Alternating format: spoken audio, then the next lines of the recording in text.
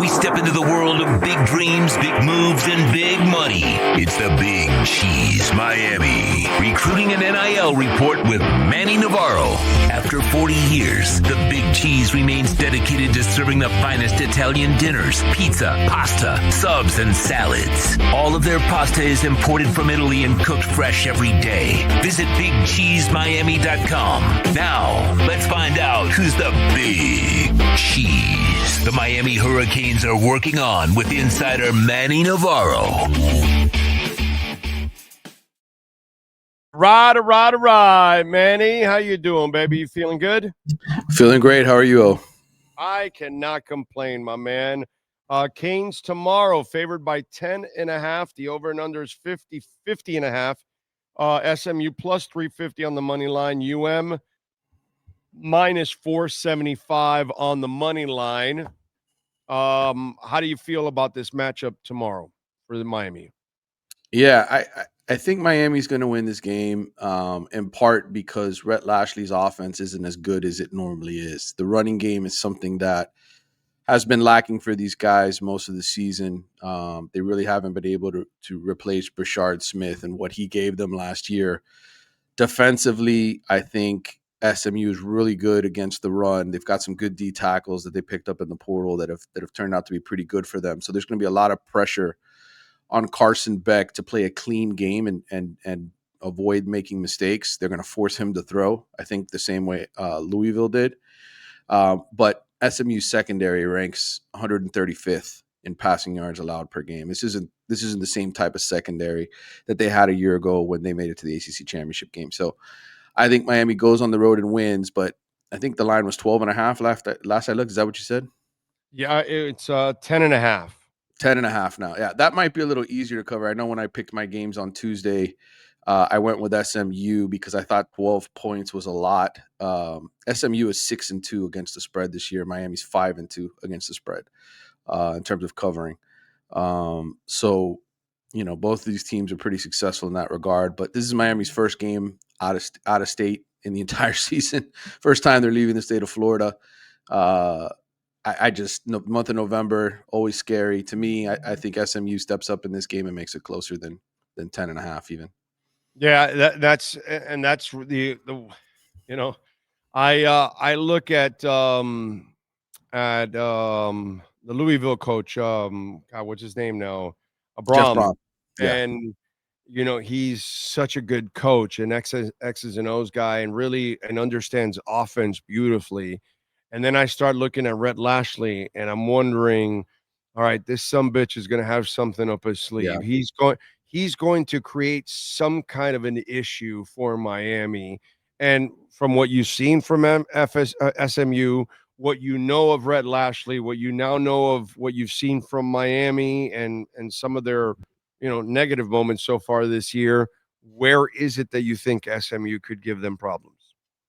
Well, I think it all starts with stopping the run, right? Like we've seen when Miami can't run the football, which was the case in the first half against Stanford, even at home last week. You like their D tackles, huh? Yeah, I think SMU has to me, they're a less talented version of Louisville, which tells me being at home, this is a dangerous game. And part of it is, they're built the same way, Louisville sort of is. Smart, football coach, play caller, guy that's has had success. So to me, they're very, when you look at symptoms, they're very much like a Louisville type team.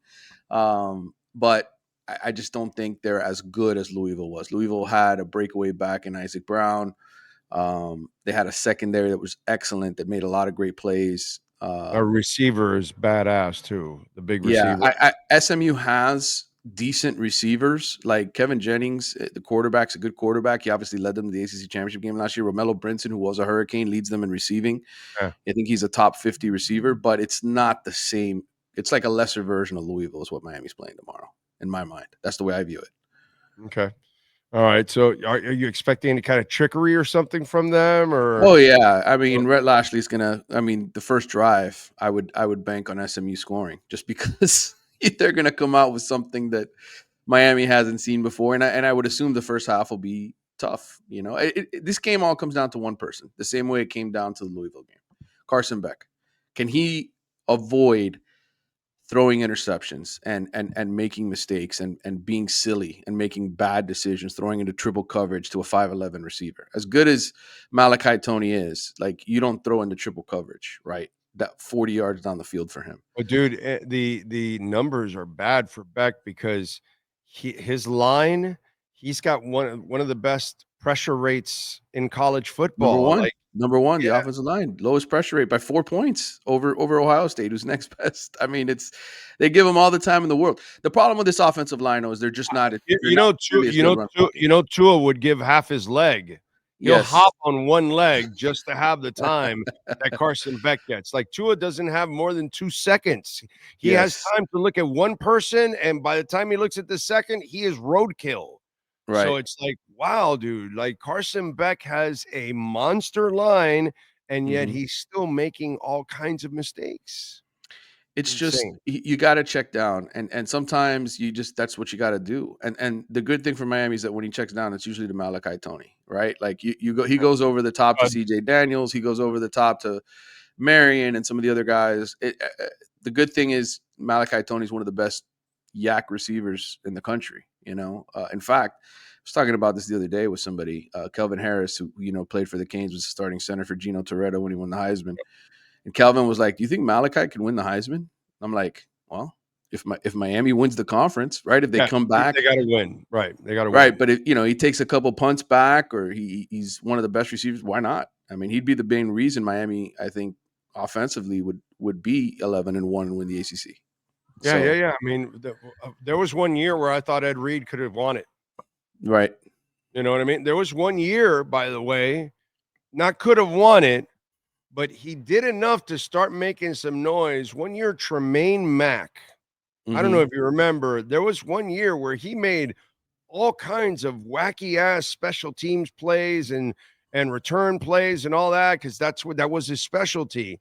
For one year he did a bunch of stuff. Not that he was in the Heisman race or anything like that, but it was like, wow, this guy's like changing. And when you look at Malachi Tony, it's kind of the same thing. That Yeah, man, without that kid, the face of the season completely changes. So I understand what Kelvin is saying. He's not going to win it now, but right, if they went deep into the playoffs, not just the ACC, but deep into the playoffs, and he's doing all of this, mm-hmm. I can see Kelvin's point in that because Yeah, sometimes those kind of cats do enough to start like that. Because, like I told you, Tremaine Mack one year did a bunch of stuff not to be in the block race. punts. Yeah, Right, but he was just changing games, and you're like, "Yo, what the hell is going on here?" And Ed Reed legitimately should have been in the Heisman race that mm-hmm. year. That he was just everywhere, bro. You know what I mean? So I'm with Kelvin on that. I get it. It's just that the team is not good enough right now. Yeah, yeah, they're not. And when you're top 10 and at the end of the top 10, you lose your luster. That's what happens when you lose to Louisville at home. Had they won that, I mean, Carson Beck went into that week as the favorite, at least in BetMGM, for the Heisman. Yeah. So it's always the high profile teams that end up winning the Heisman. And last year we saw that with Travis Hunter. He was unbelievable, great, All unbelievable right. two-way player. All right. So, of course, this is the NIL and recruiting report. Thanks to our friends at BigCheeseMiami.com. Visit them at 8080 Southwest 67th Avenue. Every dish can become a party platter. We got the holiday season coming up and the patio now. You can rent out the patio up to 40 people. So, a birthday party, a get together, business event, whatever it is, you can also rent the patio. Call them 305 662 6855. Miami picked up a couple of commitments this week. Who did they get, sir? Some big ones, actually. Oh, these are two of the best players in their class. I think they're fifth and sixth best players in their class according to the recruiting rankings. Milan Paris was the first one, 6'5.5", 200-pound receiver out of Ohio, previously committed to Iowa State. Oregon, Oklahoma, Auburn, and Nebraska were all after this kid. 4.5 speed. Kind of reminds the coaches of Miami a little bit of like a Calvin Johnson, Drake London type. Really likes to block downfield, which they love with their receivers, with how Mario loves to run the football. Kid has 38 catches for over 1,000 yards and 12 touchdowns in 8 games this season as a senior. So that was a big pickup for them. They've got 4 really good receivers now in this class, and you think about you know, you're going to lose CJ Daniels after the season. Keelan Marion also is a 6th-year guy. He's your number 3 receiver. You got a new quarterback's going to want to come in and throw the ball to Malachi Tony, right? So now you go out and you get 4 legitimate dudes in the recruiting rankings.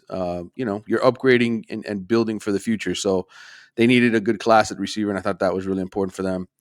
The other kid they got, Keyshawn Stencil, 6'4", 280-pound defensive lineman out of North Carolina, previously committed to Clemson. Kid throws the shot put, 56 tackles, 15 tackles for loss, 4 sacks so far as a senior, top defensive lineman in the Carolina region. Clemson's dropped the ball this year, right? This is Miami's game. You go out and you take arguably their best recruit. One thing Clemson has consistently had over the years is great defensive linemen. So to me, this is a huge win for Corey Heatherman and his staff and sort of taking the lead role in the ACC. All right. So is any other flip targets out there that they can get? There's more. Yeah. We spent a lot of this season talking about Derek Cooper, the top running back out of Hollywood Chaminade. Well, Miami is still running back hunting, and the top running back at this point is Amari Latimer, kid out of Georgia who has ties to South Florida. I believe Don Latimer, Hall of Famer, he's related to him. So Miami trying to get a flip on this kid who is still being pursued by Tennessee, Ohio State. I think he's a big time target for him. And then last game here at home, they had Gavin Mueller, Colorado commitment, 6'5", 255-pound tight end out of Illinois, who they're still going after. And there's also Blake Stewart, another ex-Clemson commitment, top safety out of the Georgia area, who Miami has been on for a while. Look, Mario, the one thing you have to give him credit for, and the reason why he continues to have top 10 recruiting classes, right now they're ranked 11th. But the reason he keeps having that is at the end of the recruiting cycle, every single year, he is flipping guys. He is getting guys from Ohio State, from Clemson, from other places. So I think the story is sort of the same. And I think as long as they remain in the hunt for the ACC championship and make the college football playoff, he's going to keep bringing in top flight guys. All right. Good stuff. What do you got going on in the Athletic so folks can check you out? Yeah, we just came out with our weekly portal buzz story. Sam Kahn, Antonio Morales, and I, sort of looking at the surprise teams in college football, the Cincinnatis, the Houstons, the teams that are all of a sudden contending. Vanderbilt, looking at those rosters and what they did in the portal to make themselves successful. And then as well as the disappointments, the Penn States of the world, who thought they had some good receivers, LSU, who obviously signed the number 1 transfer portal class and still got their head coach fired after spending millions on that class. So it's a pretty nice little thorough breakdown of what's happened in the transfer portal since the start of the year till now and why these teams ended up having success. And you look at those rosters, brother, like Miami's gone after high-profile transfers. Like you look at the people that Cincinnati brought in, that Vanderbilt, they got them from like South Dakota State and North Dakota and all these like FCS schools. And, to me, there's something to learn from all that, right? Especially now in the transfer portal era, like you can go out and find really good players at all levels. I mean, Miami has one in Shamar Brown, right? From South Dakota State. He's their number 2 or number 3 running back. So I think you're starting to see some of the best coaches in college football really show their prowess in terms of evaluation, talent evaluation, which we know is what made Jimmy Johnson such a great coach. What was I going to tell you? Oh, injury wise, what are they missing going into tomorrow? Yeah, Akeem Mesidor was obviously banged up, didn't play in the last game. Mario said he's close to returning. I would assume that he should be back out there. I know Miami would prefer to have him out there than some of their younger guys who they want to play and get those guys some experience, but at the same time, this is an important road game, and you want to go out and have Akeem Mesidor out there. So I think Mesidor will be back, but I always say I proceed with caution because you never know with Mario and when he talks about injuries.